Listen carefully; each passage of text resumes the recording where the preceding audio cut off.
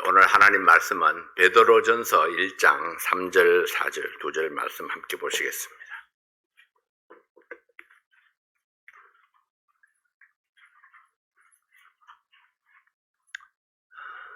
베드로전서 1장 3절, 4절입니다.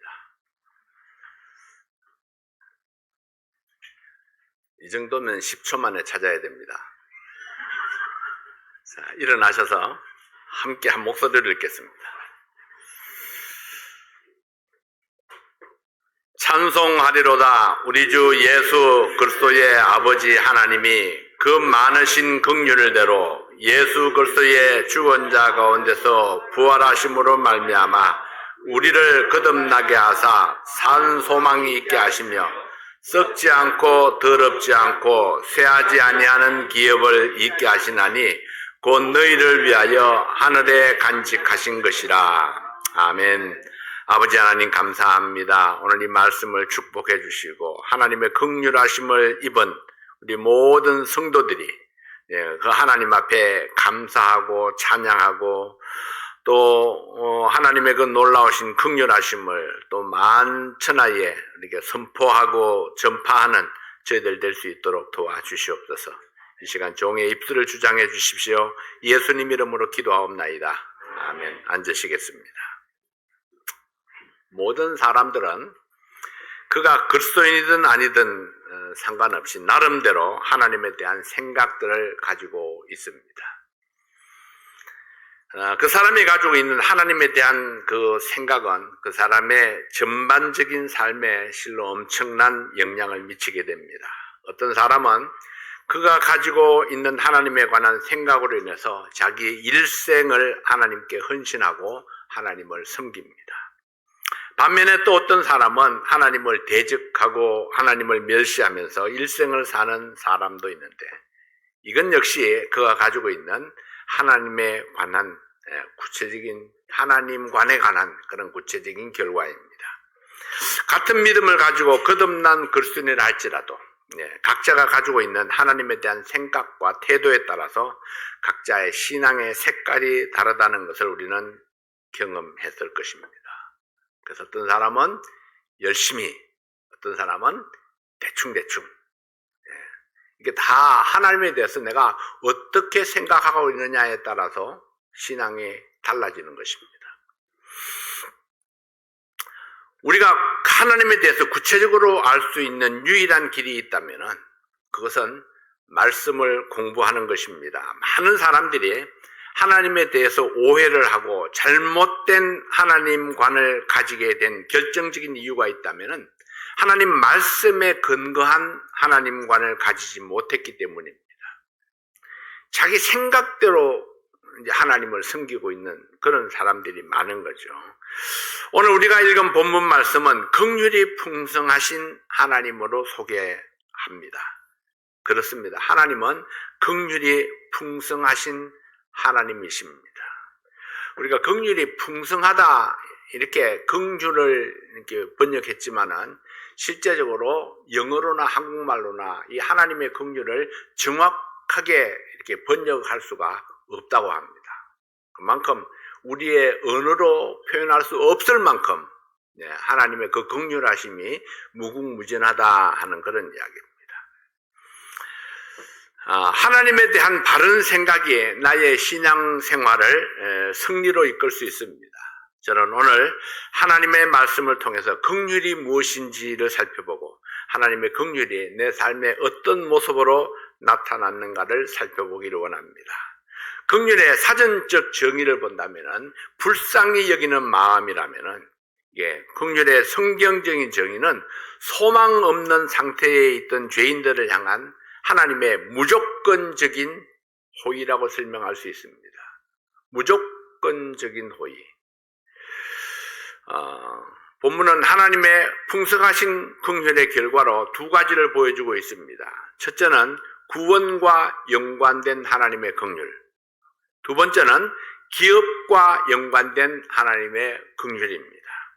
첫 번째로 구원과 연관된 하나님의 긍휼에 대해서 함께 생각해 봅니다. 어떤 사람이 구원이 무엇인가를 정확하게 알려면은 그는 반드시 하나님의 긍휼을 알아야 합니다. 그리고 하나님의 긍휼하심을 믿음으로 만나야 합니다. 성경이 말하는 구원은 하나님이 인간을 긍휼히 여긴 결과가 구원으로 나타났기 때문입니다. 그런데 많은 사람이 이와 같은 구원관을 가지고 있지를 못합니다. 하나님의 긍휼이 바로 구원인데 그것을 대적하고 반대되는 개념의 구원관이 바로 율법주의입니다. 내가 뭔가를 했기 때문에 또 내가 뭔가를 해서 이렇게 생각을 하는 거죠. 그래서 성경은 거듭 그 사실을 우리에게 강조하고 있습니다. 1장 3절 말씀을 함께 봅니다. 베드로전서 1장 3절입니다. 찬송하리로다 우리 주 예수 그리스도의 아버지 하나님이 그 많으신 긍휼을대로 예수 그리스도의 죽은 자 가운데서 부활하심으로 말미암아 우리를 거듭나게 하사 산 소망이 있게 하시며, 자, 우리가 거듭나는 것이 하나님의 많은 긍휼의 결과라는 사실을 분명하게 말씀하시고 있습니다. 긍휼의 결과. 베드로전서 2장 10절 말씀을 보면요. 베드로전서 2장 10절입니다. 너희가 전에는 백성이 아니더니 이제는 하나님의 백성이요 전에는 긍휼을 얻지 못하였더니 이제는 긍휼을 얻은 자니라 했습니다. 우리는 오늘 이 말씀 속에서 거듭되는 전에는 이제는 이라는 말씀을 유의해 보아야 합니다. 이것은 구원받은 그 시간을 기준으로 해서 전에는 이제는 이라는 말로 구분하고 있습니다. 구원받기 전에는 하나님의 백성이 아니더니 구원받은 후에는 하나님의 백성이 되었다는 것입니다.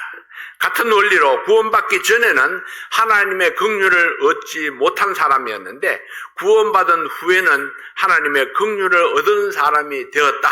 그렇게 말씀하고 있습니다. 그러면 여러분은 여러분의 구원을 무엇이라고 생각하십니까? 여러분의 구원이 하나님의 나를 긍휼히 여긴 결과라고 믿습니까? 정말로 우리가 이러한 구원관을 가지고 있고 그 사실을 우리가 잊지 아니한다면은 우리는 결코 하나님 앞에 교만할 수가 없습니다. 구원받은 사람들이 이런 사실을 모르기 때문에 교만해지는 것입니다. 이러한 사실을 알았던 사람들도 자주 망각하기 때문에 문제가 생기는 것입니다. 내가 하나님의 긍휼하심을 입은 결과로 구원받았다 하는 사실을 망각하기 때문에 하나님 앞에 교만해진다는 겁니다. 디도서 3장 5절 말씀을 봅니다. 디도서 3장 5절입니다. 디도서 3장 5절 말씀. 자, 함께 읽겠습니다. 시작.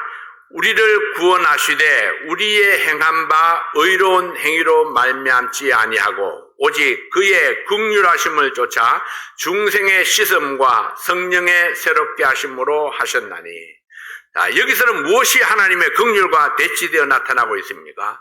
그것은 바로 우리의 행한 바 의로운 행위, 나 자신의 의로운 행위, 자기가 생각하기에 의롭다고 생각하는 행위들이 하나님의 긍휼과 대치되어서 나타나지고 있습니다. 우리가 이 말씀에 근거로 하여 볼 때에 율법주의자, 자기의 행위를 의지하는 자는 하나님의 긍휼에 대해서 무지하기 때문이라는 사실을 볼 수 있습니다. 하나님의 긍휼을 가장 방해하는 것 중에 하나가 바로 자기의입니다. 디모데전서 1장 13절 16절 말씀은 바울의 13절 말씀입니다. 13절 말씀은 바울의 구원관을 보여주고 있습니다. 디모데전서 1장 13절입니다. 내가 전에는 회방자요 핍박자요 포행자였으나 도리어 긍휼을 입은 것은 내가 믿지 아니할 때에 알지 못하고 행하였습니다. 바울은 자기가 구원받은 것을 긍휼을 입은 것 이렇게 묘사하고 있습니다. 긍휼이란 무엇입니까? 소망 없는 상태에 있던 죄인들을 향한 하나님의 무조건적인 호의라고 말씀드렸습니다. 그러기에 긍휼을 알고 경험하기 위해서는 먼저 자기의 타락하고 죄악된 상태를 먼저 인정하는 것이 선결 조건입니다. 그래서 디모데전서 1장 15절 16절 말씀해 보면은 밑보다 모든 사람이 받을 만한 이 말이여, 그리스도 예수께서 죄인을 구원하시려고 세상에 임하셨다 하였도다. 죄인 중에 내가 괴순이라. 사도 바울의 간증이죠. 죄인 중에 내가 괴순이라. 사도 바울이 구원받은 것은요, 자기가 죄인이었다는 사실을 인정했기 때문입니다. 그렇기 때문에 하나님의 긍휼하심 앞에 자신을 나타내는 겁니다. 16절 말씀입니다. 그러나 내가 긍휼을 입은 까닭은 예수 그리스도께서 내게 먼저 1절 오래 참으심을 보이사 후에 주를 믿어 영생 얻는 자들에게 본이 되게 하려 하심이니라. 바울은 15절에서 자신의 죄인됨을 인정하고 16절 말씀에서 하나님의 긍휼을 입었다, 그렇게 고백하고 있습니다. 우리의 구원은 하나님이 우리를 긍휼히 여긴 결과입니다. 만일 우리가 우리의 의나 행위를 주장한다면 하나님의 긍휼은 역사하지 못합니다. 우리가 어떤 행위도 하나님의 긍휼을 대신할 수 없습니다. 우리가 하나님의 긍휼 대신에 우리의 어떤 행위를 대체한다면 우리는 올바른 구원관을 가질 수가 없습니다. 그래서 하나님의 긍휼로 인해서 내가 구원받았다, 사실 여러분 잊지 마시기를 바랍니다. 하나님의 긍휼로 인하여 구원받았다 한다면은, 그러면 우리는 마음속에 하나님을 향한 무한한 감사가 계속 지속되어야 합니다. 내가 뭔가를 해서 얻은 것이 아니라 하나님의 그 무조건적인 호의에 의해서 내가 영원한 생명을 얻었기 때문입니다. 두 번째는 영원한 기업과 연관된 하나님의 긍휼입니다. 이 땅의 기업은 고난과 연관되어 있다면 하늘의 기업은 하나님의 긍휼과 연관되어 있습니다. 이 땅을 살아가는 동안에 인간에게는 끊이지 않는 고난이 있습니다. 아담과 하와가 범죄한 이후에 하나님께서 그들에게 내린 징벌이 바로 고난이었습니다. 창세기 3장 17절부터 19절에 있는 말씀을 함께 보겠습니다. 창세기 3장 17절부터 19절에 있는 말씀입니다. 창세기 3장 17절부터 19절에 있는 말씀입니다. 아담에게 이르시되 내가 내 아내의 말을 듣고 내가 너더러 먹지 말라 한 나무 실과를 먹었은즉 땅은 너로 인하여 저주를 받고 너는 종신토록 수고하여야 그 소산을 먹으리라. 땅이 내게 가시덤불과 엉겅퀴를 낼 것이라. 너의 먹을 것은 밭의 채소인즉 내가 얼굴에 땀이 흘러야 식물을 먹고 필경은 흙으로 돌아가니니 그 속에서 내가 취함을 입었음이라. 너는 흙이니 흙으로 돌아갈 것이니라 하신지라. 자, 내가 내 아내의 말을 듣고 내가 너더러 먹지 말라 한 나무 실과를 먹었은즉, 아내의 말을 듣고 하나님의 말씀을 어겼다, 이렇게 말씀하고 있습니다. 자, 간단하게 말하면 이 남자가 줏대가 없는 남자죠. 근데 요즘의 세상에 줏대 있는 남자가 몇이나 있습니까? 왜냐하면요, 분명히 남편이 머리는 머리인데 부인이 목을 틀어쥐고 있습니다. 목이 머리를 돌려버리니까 머리 꼼짝을 못합니다.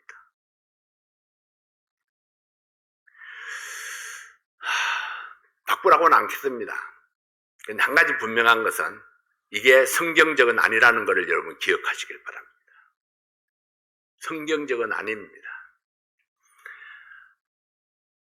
뭐 나이가 들어갈수록 더 그렇다고 그러죠.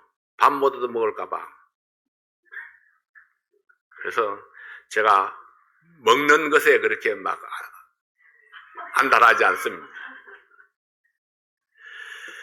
사랑하신 여러분, 성경의 말씀은 우리에게 과거의 아담에게만 적용됐던 것이 아니고 지금 오늘을 살아가는 우리에게도 여전히 적용되어지고 있습니다. 그래서 성경을 따르고자 한다면은, 그러면 우리가 이 말씀을 좀 자세히 잘 기억해야 됩니다. 오늘은 기억했는데 내일은 또 잊어버리고, 수요일날 와서 기억했는데 또 목요일날 잊어버리고, 다음 주일날 또 기억했는데 월요일날 또 잊어버리고, 이게 우리의 모습입니다. 그래서 우리가 의지를 굳건히 해서 잊어버리지 않도록 주의해야 됩니다. 하나님의 은혜를 잊어버리면은 문제가 생기죠. 하나님의 원리를 잊어버려도 역시 마찬가지입니다. 그래서 하나님의 원리, 우리가 성경을 따라갈 수 있어야 됩니다. 자, 그걸 이야기하고자 함이 아니고요.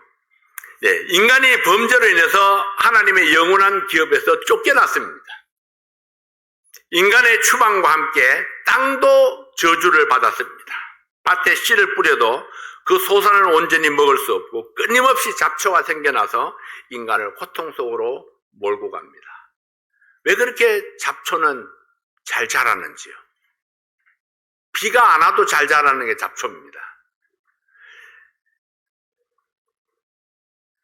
쫓겨난 땅에서 기업을 일으키면서 그 기업의 소산을 먹으려 하면은 이마에 땀이 흘러야 하고, 땀이 흘러도 그 수고한 대가를 다 먹을 수가 없습니다. 그래서 인간의 삶이 고난의 연속입니다. 인생은 고해라 했는데요. 욥기에서는 인생은 고난을 위하여 났나니 불티가 위로 나름 같다, 그렇게 말씀을 했습니다. 이처럼 피해갈 수 없는 것이 인생의 고난이라면은 우리는 고난을 이기기 위해서 우리가 할 수 있는 최선이 무엇일까요? 그것은 하나님의 긍휼을 구하는 것입니다. 시편 6편 2절 말씀에 보면은 여호와여 내가 수척하였사오니 긍휼히 여기소서, 여호와여 나의 뼈가 떨리오니 나를 고치소서. 다윗이 범죄함으로 인해서 고난 중에 있을 때에 하나님을 향해서 이렇게 고백했습니다. 하나님이여 나를 긍휼히 여기소서. 하나님의 긍휼만이 다윗을 고난에서 건질 수 있다고 믿었기 때문입니다. 내가 하나님께 지은 죄로 인하여 수척하여지고 어려움을 당할 때에 우리가 하나님께 구해야 하는 말씀이 있다면 하나님 나를 긍휼히 여기소서입니다. 자, 시편 9편 13절 말씀에 보면은 시편 9편 13절입니다. 나를 긍휼히 여기소서, 여호와여 나를 긍휼히 여기소서, 나를 사망의 문에서 일으키시는 주여 미워하는 자에게 받는 나의 곤고를 보소서. 역시 고난 중에 나를 긍휼히 여기소서 그렇게 기도하고 있습니다. 우리가 누군가로부터 미움을 당하고 곤고함을 당할 때에 그때 우리가 구할 것이 바로 하나님의 긍휼입니다. 시편 25편 16절 말씀을 봅니다. 시편 25편 16절입니다. 시편 25편 16절 말씀. 주여 나는 외롭고 괴롭사오니 내게 돌이키사 나를 긍휼히 여기소서. 다윗은 끊임없이 하나님 앞에 긍휼을 구하고 있습니다. 우리가 외롭고 괴로울 때에 우리에게 하나님의 긍휼이 필요한 때입니다. 시편 57편 1절입니다. 시편 57편 1절.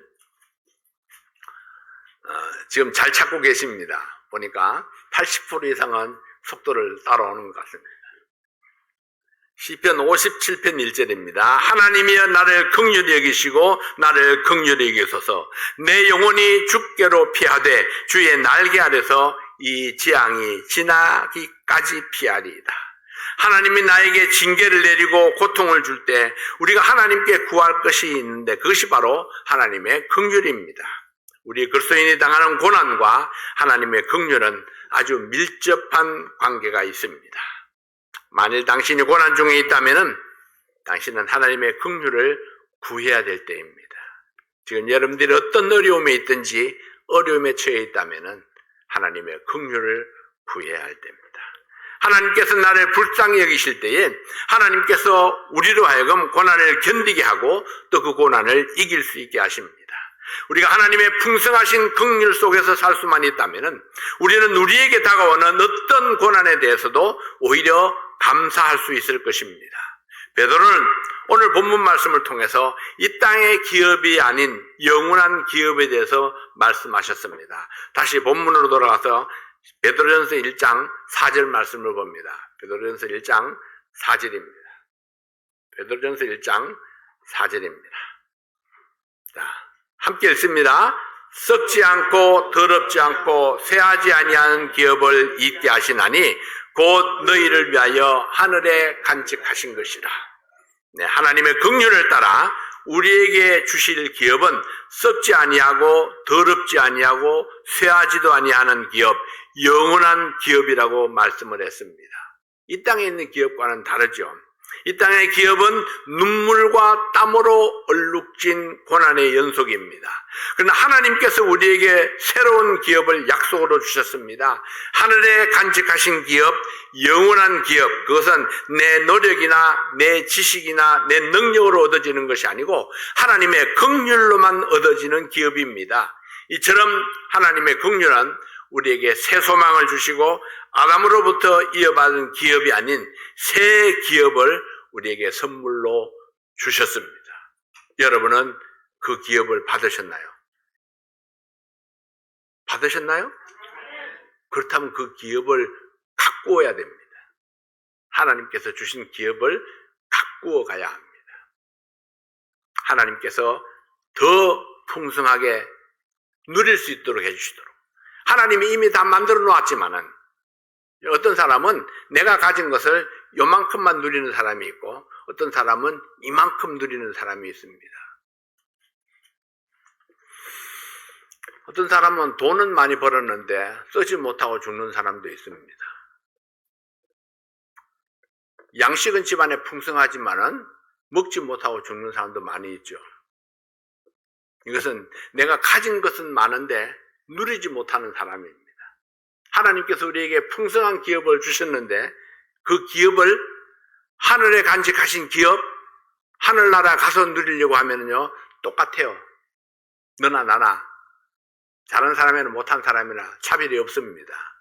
근데 하나님께서는 미리 이 땅에서 우리에게 누리도록 약속하셨습니다. 하늘에 가서 누리는 그때고 그때 가서 또 누리고 이 땅에 사는 동안에 하나님께서 주신 평강을 누려야 됩니다. 하나님께서 주시는 그 축복을 누려야 됩니다. 살아있는 동안에.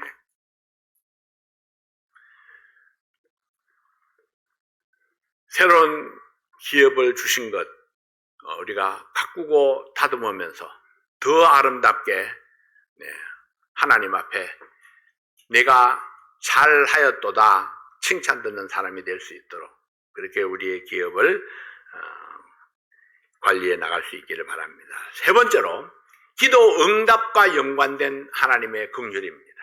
기도 응답. 우리가 드리는 기도는 하나님의 긍휼과 어떤 관계가 있습니까? 기도를 잘못 드리면은 그 기도가 우리를 얼마나 교만하게 하는지 모릅니다. 기도를 잘못 드리면은 우리가 그 기도를 통해서 오히려 하나님의 은혜를 가로막을 수도 있습니다. 제가 전에 그런 말씀을 드렸죠. 하나님 A가 안 되면은 B라도 주십시오. 이런 기도. 하나님 제가 원하는 것은 이거지만은 하나님 이게 안 되면은 이거라도 주세요. 이건 기도가 아닙니다. 기도를 잘못하면은 그 기도가 또 다른 나의 의가 됩니다. 행위가 되어서 하나님의 은혜, 긍휼을 가로막고 있다는 사실을 알아야 합니다. 기도는 하나님의 긍휼을 구하는 것입니다. 자, 누가복음 18장 12절 13절 말씀에 나오는 이 기도를 좀 한번 들어보십시오. 누가복음 18장 12절 13절입니다.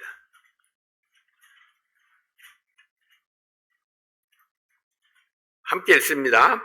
나는 일해에 2번씩 금식하고 또 소득의 11조를 드리나이다 하고 세리는 멀리 서서 감히 눈을 들어 하늘을 우러러 보지도 못하고 다만 가슴을 치며 가로되 하나님이여 나를 불쌍히 여기옵소서 나는 죄인으로소이다 하였느니라. 자, 바리새인의 기도는 자기가 행한 것에 대해서 고백했고 세리는 불쌍히 여겨달라고 기도했습니다. 바리새인이 금식하며 기도하고 소득의 11조를 드린 것 칭찬 들을 만한 일입니다. 그럼에도 불구하고 하나님께서 바리새인의 기도를 기뻐하지 않으신 이유가 무엇일까요? 하나님은 이미 바리새인이 행한 모든 것을 알고 계셨습니다. 아무것도 감추인 것이 없으니까요. 바리새인은 자기 행위를 의지하고 하나님 앞에 기도한 것이 문제입니다. 하나님, 내가 이렇게 하고 이렇게 하고 이렇게 했습니다. 그러나 세리는 하나님의 긍휼을 구했습니다. 우리가 아무리 하나님께 많이 드린다 할지라도 얼마나 많이 드릴 수가 있을까요? 충분한 것은 없습니다. 기도 응답은 내가 행한 행위 때문에 행위에 대한 보답으로 받는 것이 아니라는 것입니다. 내가 기도했을 때에 하나님이 나를 긍휼히 여기셨기 때문에 그 기도가 내게 응답이 되어지는 것입니다. 그러므로 모든 기도 응답은 하나님의 긍휼을 구해야 합니다.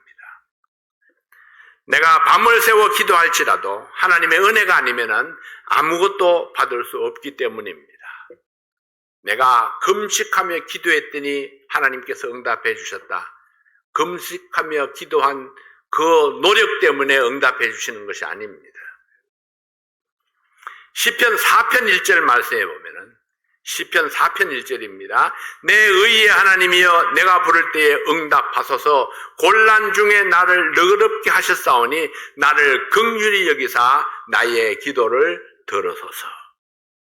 시편 27편 7절 말씀입니다. 시편 27편 7절 말씀. 여호와여 내가 소리로 부르짖을 때에 들으시고 또한 나를 긍휼히 여기사 응답하소서. 시편 86편 3절 말씀을 하나 더 봅니다. 시편 86편 3절입니다. 주여 나를 긍휼히 여기소서. 내가 종일 주께 부르짖나이다. 내가 종일 주께 부르짖는다 할지라도 주여 나를 긍휼히 여기소서. 주의 긍휼하심이 나에게 필요한 것입니다. 내가 얼마만큼 노력을 했느냐, 얼마만큼 시간을 많이 투자했느냐보다 더 중요한 것은 하나님의 긍휼하심이 내게 임하는 것입니다. 우리가 시편 기자의 간증을 통해서 배울 수 있는 기도와 긍휼의 관계는 무엇입니까? 기도의 응답은 곧 하나님의 긍휼입니다. 만일 우리가 기도해서 응답을 받았다면 하나님의 긍휼하심을 입은 연고입니다. 동시에 우리의 심령에 하나님의 긍휼로 인한 충만함이 있다면 우리는 이미 기도 응답을 받은 것입니다.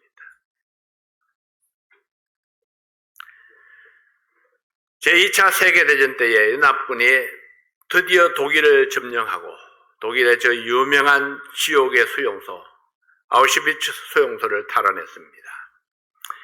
이 지옥 같은 수용소, 그 끔찍한 학대와 고통과 잔인한 고문, 비인간적인 억압에 시달려야 했던 이 수용소의 한 벽에 뜻밖에도 이런 글이 적혀 있는 것이 발견되었습니다.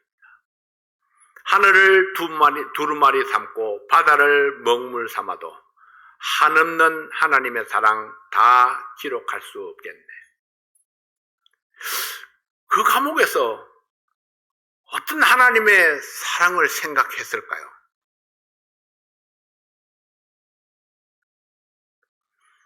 믿음 없는 사람이라면 이렇게 했을 것입니다. 하나님은 살아계시는 것입니까? 우리가 얼마나 하나님 앞에 간구했는데 우리를 이 지옥 같은 수용소에서 죽어가도록 내버려 두십니까? 어쩌면은 그렇게 하는 것이 보통 사람일는지도 모릅니다. 근데 그 중에 어떤 사람은 그런 그 지옥 같은 환경 속에서도 하늘을 두루마리 삼고 바다를 먹물 삼아도 한없는 하나님의 사랑 다 기록할 수가 없습니다. 내가 받은 은혜가 너무 큽니다. 어떻게 이런 기도를 할 수 있었고 이런 글을 남길 수 있었을까요? 하늘의 기업을 생각해 보니까 이 땅에서는 내가 무너지고 쇠하여져도 하나님께서 나를 위해서 하늘의 기업을 예비해 놓으셨다는 사실, 그 영원한 천국을 준비해 놓았다는 그 사실 하나만 생각해도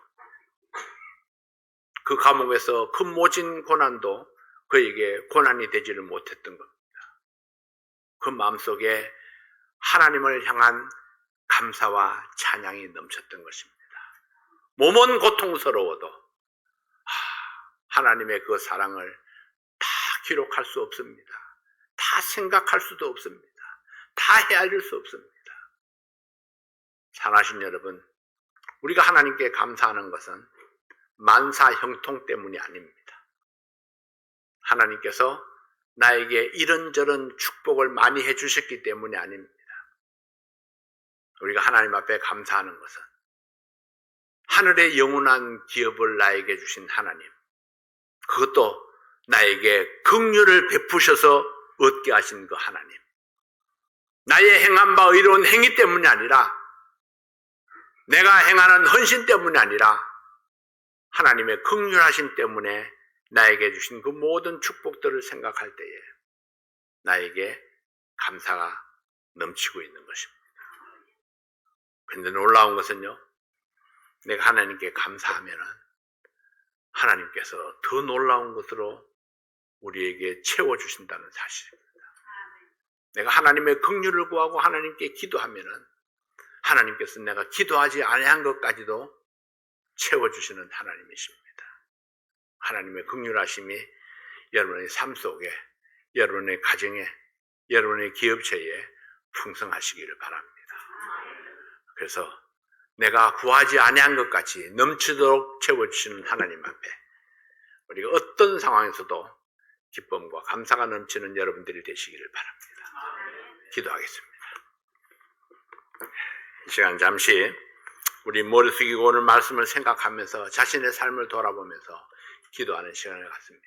하나님의 긍휼이 나에게 어떻게 나타났는가, 하나님의 긍휼하심이 앞으로도 계속 어떻게 나타나기를 원하시는가, 이 시간 잠시 자신을 돌아보며 기도하는 시간을 갖습니다.